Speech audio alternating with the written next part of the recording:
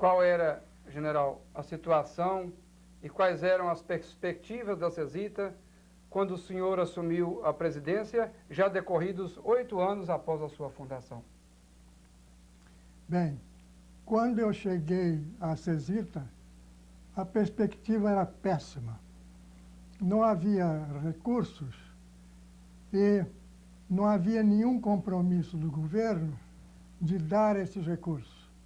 Era imprescindível obter daqueles que queriam manter a companhia o compromisso, mas compromisso sério, irredutível, de dar os recursos que fossem necessários. Por isso, dirigi-me ao governo da República e solicitei esses recursos. O governo tergiversou, mas finalmente acabou prometendo esses recursos. Mas disse-me que era indispensável obter um empréstimo no estrangeiro. Empréstimo no estrangeiro já eu havia obtido para a Volta Redonda. Mas onde buscá-lo para uma companhia com o programa da CESITA? Era realmente difícil. Foi preciso muita pertinácia. Foi preciso lançar mão de todos os conhecimentos que eu tinha fora do Brasil para conseguir esses recursos, que finalmente foram obtidos primeiro na França. São créditos que lá se chamam, que nos Estados Unidos chamamos de suppliers credits. Quer dizer, são créditos fornecidos pelos bancos mediante condições razoáveis e que se prolongam geralmente por 20 a 25 anos, com os juros de 6 a 8%. Foi um desses créditos que obtivemos de início para a CESITA. Por seu lado, o governo federal resolveu também assegurar-nos créditos. Eu perguntei quanto de crédito e o governo me respondeu o que fosse necessário dentro da aprovação do Legislativo. E foi assim que nós iniciamos a CESITA. O senhor, general, o senhor, a serviço da companhia, fez várias viagens ao exterior, ao Oriente, aos Estados Unidos, à Europa. Que caminhos essas viagens abriram para a empresa? Eu era especializado em aços comuns, aços ao carbono, como se faz em Volta Redonda. Era preciso conhecer melhor os aços especiais. O primeiro país a visitar para isto era a Alemanha. E eu procurei, então, visitar na Alemanha várias usinas importantes. Primeiro, a Güterhof Nunghütte, grande usina que existe até hoje e que produz aços de primeira qualidade. Visitei também a Demag, usina que ainda existe e que produz aços especiais. Visitei a Schlemann, tem uma outra ainda. Mannesmann, Edelstahlwerk. Edelstahlwerk. A Edelstahlwerk foi a usina mais interessante que eu visitei, porque esta produzia realmente todos os aços especiais. E consegui obter a colaboração desta companhia para que nos desse os conhecimentos indispensáveis para fazermos aços especiais. O senhor previa, no futuro próximo, que a CESITA viria a fabricar esses aços inoxidáveis planos? Qual era a visão do senhor? Eu tive contato com a Armico nos Estados Unidos, American Rolling Mills, e procurei obter dela o know-how indispensável para aços inoxidáveis. Mas, infelizmente, a companhia me disse que o Brasil não tinha mercado e que não poderia fornecer-nos o know-how. Mas já havíamos previsto a fabricação de aços inoxidáveis. Algum dia a Cesita teria que fazer esses aços que complementariam a sua linha de produção. O senhor introduziu logo no início da sua gestão o boletim de serviço. Bom, Em que se inspirou?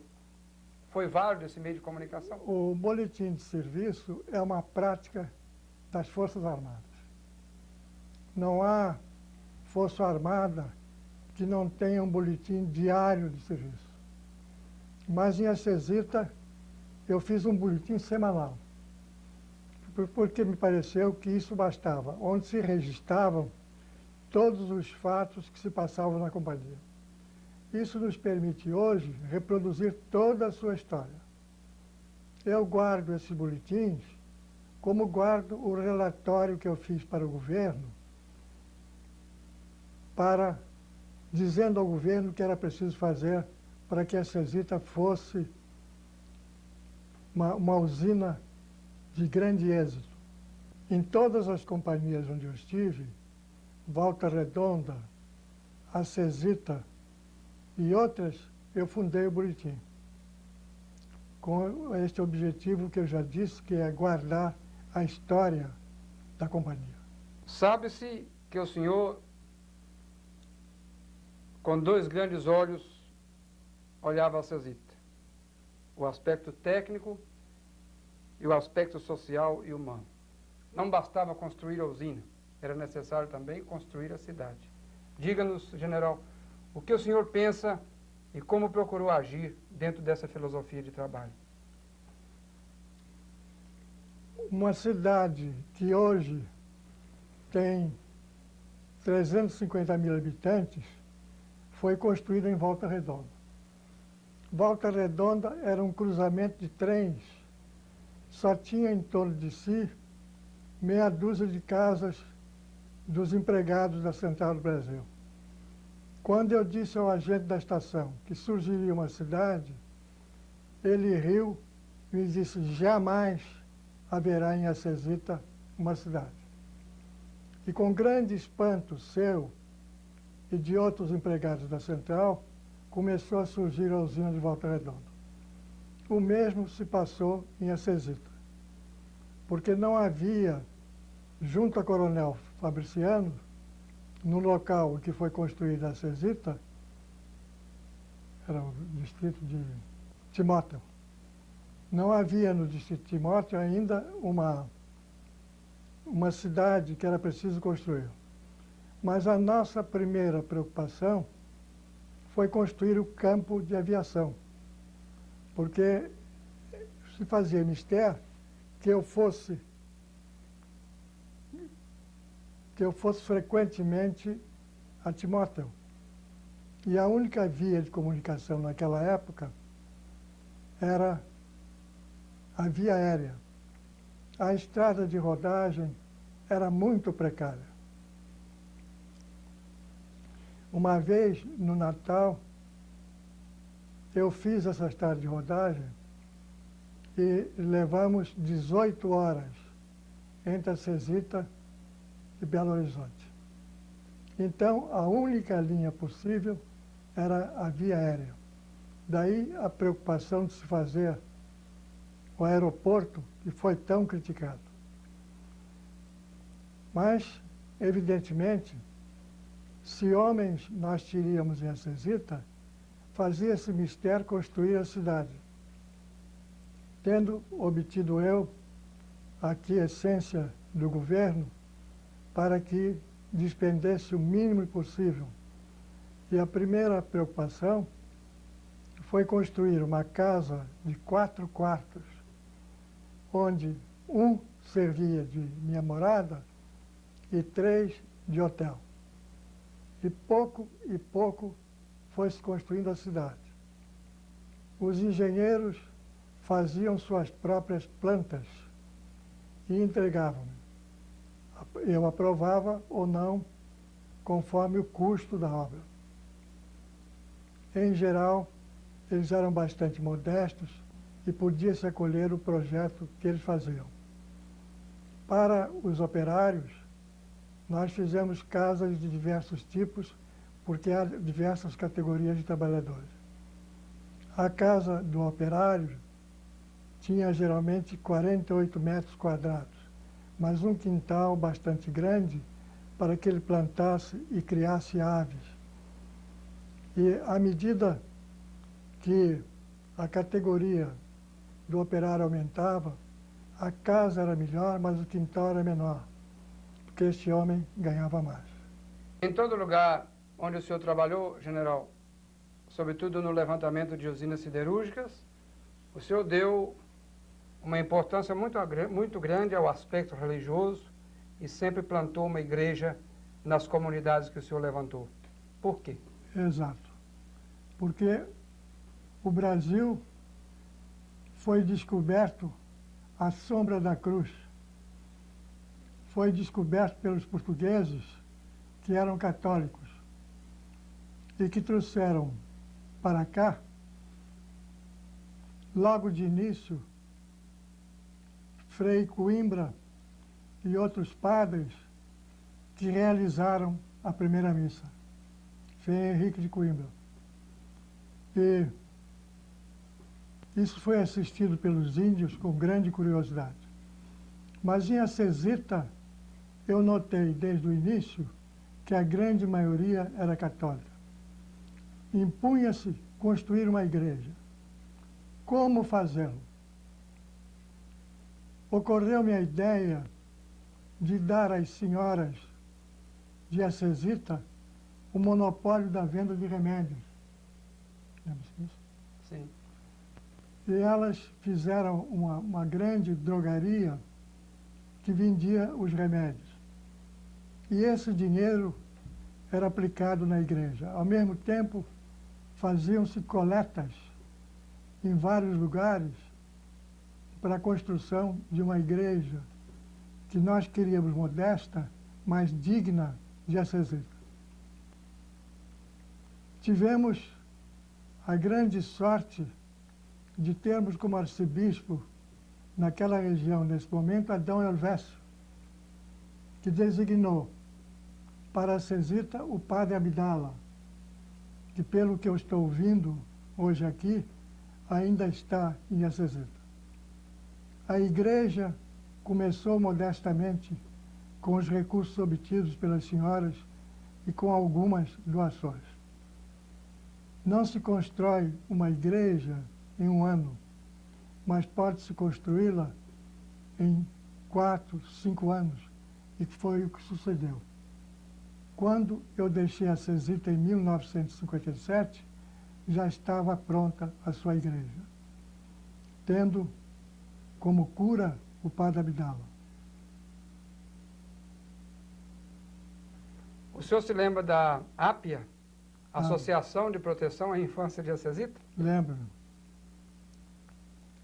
Nesta ápia teve grande influência a minha esposa, Foi, dona Alcina. que trabalhou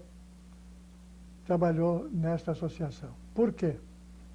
Porque no estado do Rio, ela havia trabalhado na campanha contra a lepra, com a dona Maria Luísa, uma senhora capixaba, e que montara no estado do Rio uma associação para defender os filhos dos leprosos.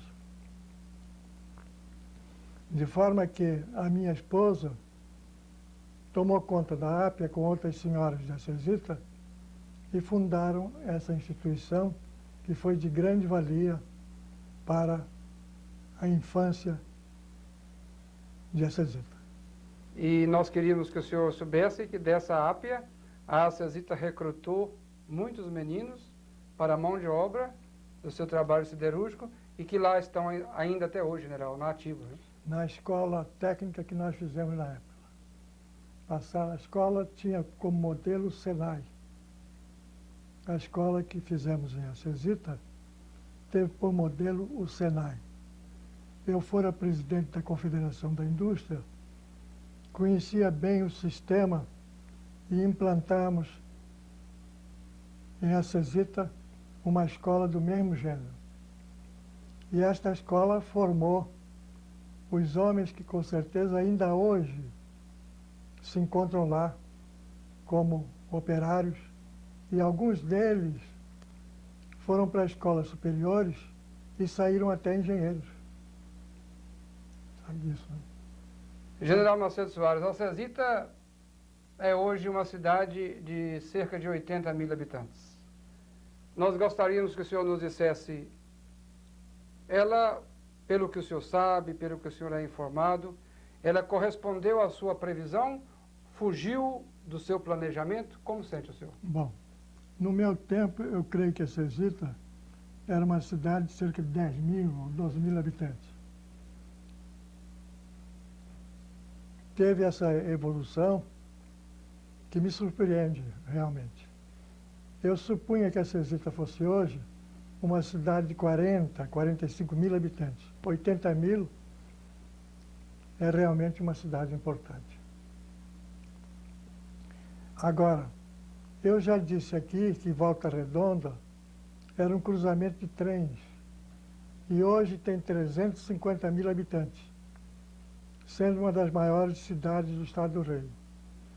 Então, eu fico contente de saber que Alcesita pôde atingir a esse número de habitantes, não tendo mais necessidade do aeroporto, porque lá se construiu um grande aeroporto, um aeroporto internacional, que é um dos grandes aeroportos do estado de Minas Gerais e do Brasil.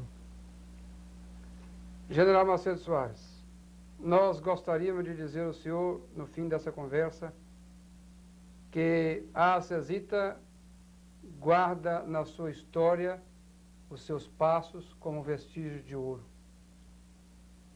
Nós gostaríamos de dizer ao senhor que a Alcesita, empresa e cidade, tem do senhor uma bela lembrança e tem pelo senhor muita admiração e um profundo reconhecimento. Seus vestígios lá ficaram e não mais se apagarão. Então nós gostaríamos de expressar-lhe nesse momento toda a gratidão, toda a lembrança que todo o povo, que toda a comunidade, que toda a empresa tem pelo senhor. Muito obrigado. Todo o coração bem formado, sobretudo alguém que seja profundamente religioso, tem pelos seus semelhantes um grande respeito. E esse respeito levou-me a tratar a população de Alcesita como uma população que merecia tudo o que lá foi feito. Agora, o mérito disso não cabe, evidentemente, só a mim. Cabe aos meus companheiros de diretoria, e eu assinalaria aqui a presença do Dr. Ventura, como também o que o governo fez pela cidade.